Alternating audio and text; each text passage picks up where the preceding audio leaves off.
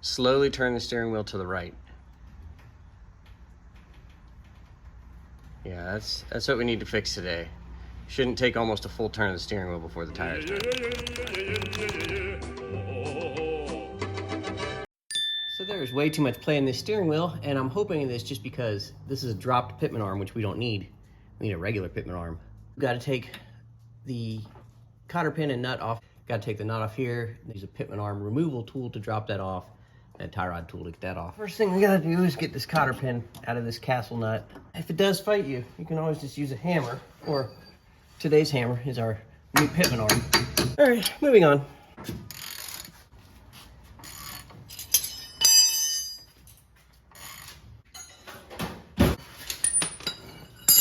Got that one off there? Yeah. Good.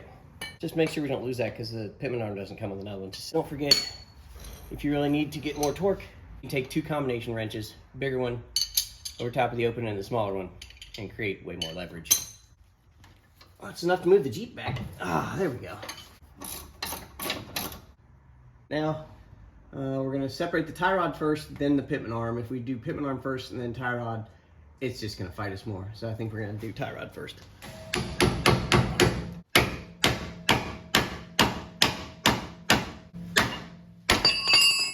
And like that, it's off. Yes, we're actually gonna have to grind the sides of this pitman arm down just to be able to get the pitman arm puller onto it to be able to pull it off of there. Great. My partner in crime just left me to go with her friends to go get coffee. I mean, seriously, what's more fun, getting coffee or grinding a pitman arm? I think she made a mistake.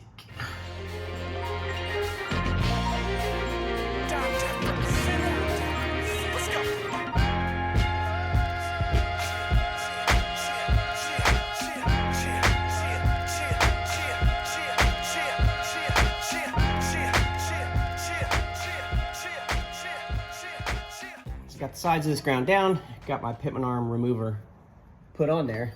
And the nice thing about this one is, or bad thing, I guess we're gonna find out, has a 3/8 square drive here and a wrench, so you could potentially use both or one or the other.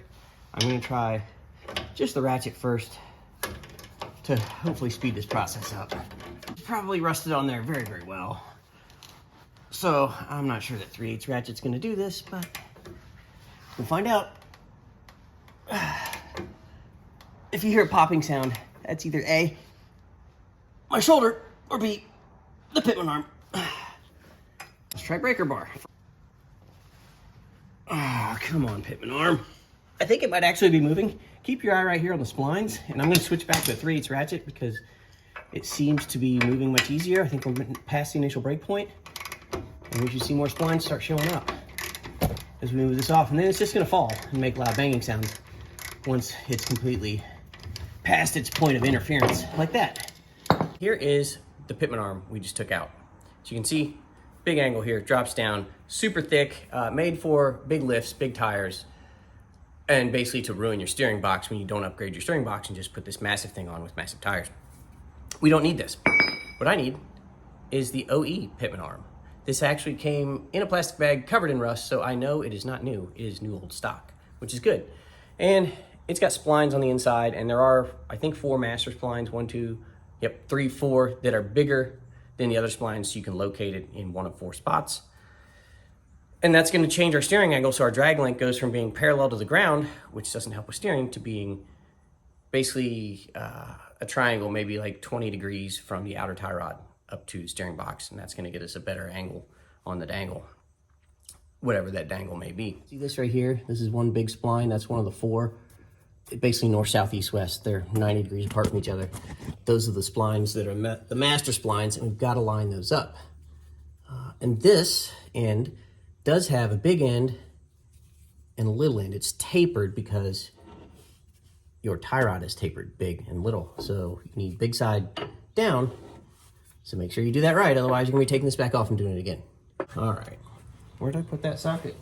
And I don't think I mentioned this at the beginning, but this is going to be a standard size, whatever the standard for 34 millimeters is. I didn't actually have the standard size that was big enough. I only went up to 1.25 inches.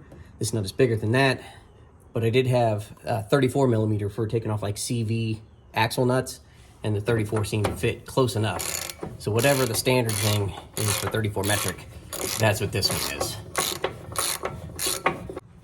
Right now, that's enough for me to put this tie rod on.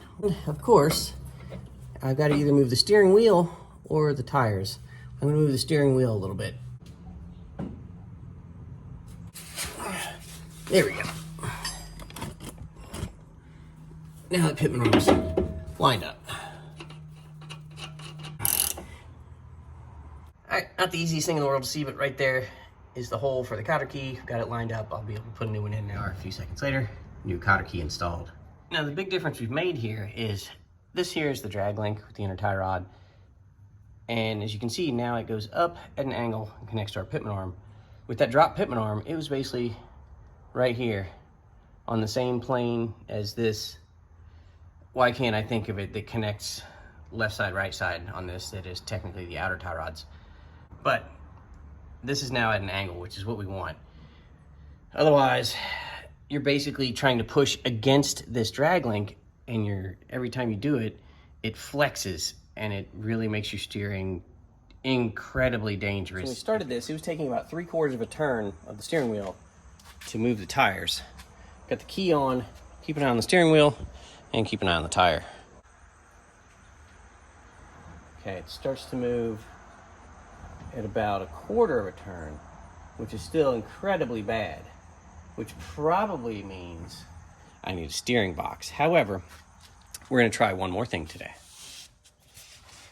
All right, before I go looking for a steering box for this thing, which is gonna cost probably at least $150 to $200, I'm gonna take this giant steering stabilizer off. It is not a factory piece. It was really only necessary if you have big tires to attempt to get away from death wobble. So we're gonna remove it and see if that doesn't take the extra weird feel out of the steering that makes it feel real mushy and take a long time to do anything. Really what's happening is the metal in the column and everything else is sort of wrapping and twisting like a torsion bar before it moves the tires. And I think this still might be part of the problem. So we're gonna do this first and check the tires and steering wheel again, and then we'll probably order a steering box. Yeah. Take these U-bolt nuts off, hopefully, instead of the shock end on this side. I'll be here for the next 35, 45 minutes if you need me. Hooray. You too. Yeah. All right. Steering stabilizer is removed. It is still in very good shape, but it's not something we need, and that creates a lot of drag on this steering system that I don't need. Let's test again. All right, steering stabilizer's off, pitman arm is replaced.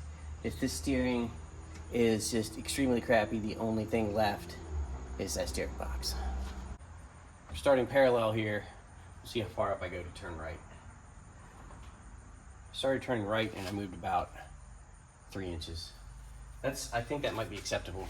Let's turn the wheel some more and see what happens.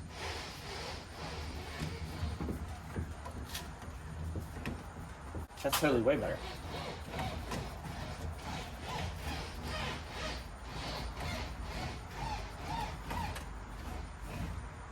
And if I turn it to there, there's that little bit of flex here, which you normally have, and now how much does it start going to the right? Starts turning there. It's really sort of the limit for something like this on the steering box or power steering system, whatever, rack and pinion. 2 to 3 inches is a fair amount of slop. However, this is a fairly crappy Jeep, and I think I need to road test it before I go and buy a steering box. Since it's not quite road ready, I can't quite road test it, and therefore I don't have to buy a steering box. So I've just talked myself out of spending $200, which hooray for me. Hold on. I don't like backwards hats unless I absolutely have to. So that took care of probably 75% of our steering issue. Wrong pitman arm giving us horrible steering geometry and making that drag link sort of try to bend this way before it pushed the tires. That's part of it. The other part of it was that giant steering stabilizer that you need for maybe 34, 35, 36 inch tires to keep you from getting death wobble when you can't think of anything else. We definitely didn't need that either. That was creating issues, especially for that tiny little Saginaw steering box. Now, that being said, I've still got the upper limit to slightly out of limits play in the steering box, but I won't know if that's livable or if it needs replaced until I can drive it, which I can't do yet because it's not quite ready to go on the road without me being pulled over or dying. So we're gonna leave that here today. We replaced the pitman arm, we took off a steering stabilizer, and we mostly fixed something. That being said, any questions, comments, concerns about steering on this, any ideas that I haven't thought of, please leave in the comments. Until then, I'll see you next time.